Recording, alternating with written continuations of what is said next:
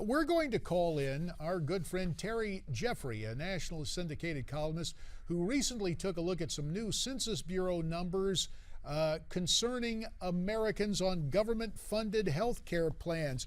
Terry, we welcome you to America's Forum as you join us from Washington. Hey, thanks for having me on, JD. I appreciate it. Terry, you write that we are on the fast track to total government control of health care. Is that because Obamacare was such a disaster being rolled out, or was that rolled out on purpose to be so bad, to send us pell-mell into a single-payer system? Well, I regret to say the march towards socialized medicine began long before Obamacare. I think Obamacare is really the last push.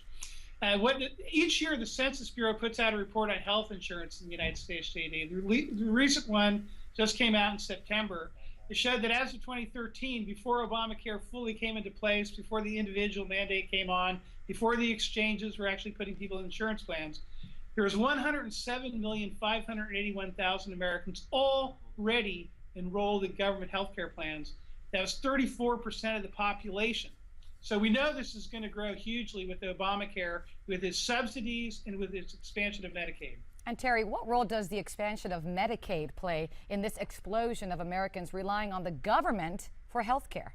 Well, it's going to be huge, because that 107 million people already in government health care, that was before we had the expansion of Medicaid we're seeing happen this year. That's going to happen in the future under Obamacare. According to the CBO, annual federal expenditures on health care programs, including Medicaid, Medicare, and some others, is going to increase 85% in the next decade. So it's almost going to double in the next decade. We're going to see, with the subsidies, plus Medicaid, Medicare, and the other federal health care programs, most of the country, a majority of the country, on government health care of one kind or another in the next decade. A couple of minutes remain. So, Terry, for conservatives and those who want to see smaller government, is there any way to reverse the trend? We have to reverse the trend. The only way to do it is for Congress not to fund Obamacare.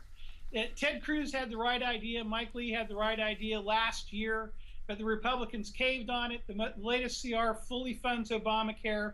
Even when you have a majority in the House and Senate, a president can veto a bill that repeals Obamacare.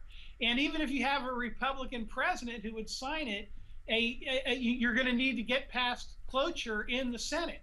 So really the way to do it is to defund it, JD, and the question is whether the Republicans have the moral courage to actually follow through on that at some point. And Terry, I was reading your article, and I'd like to quote something you wrote at the end and get your feedback, if I may, sir.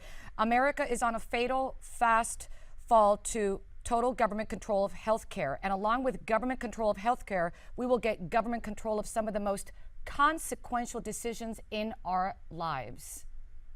Yeah, you know, we see with liberals in government who want socialized medicine, they already have an immoral approach towards human life. They think it's okay to kill an unborn child. In fact, they claim it's a right. Through Obamacare, we have this preventive services regulation, which forces Christians to buy health care plans that cover abortion-inducing drugs, or even trying to force it on the little sisters of the poor. When the government controls health care, all those moral decisions involving life will be made by the people who pay, namely the government, using our tax dollars. So socialized medicine is amoral medicine.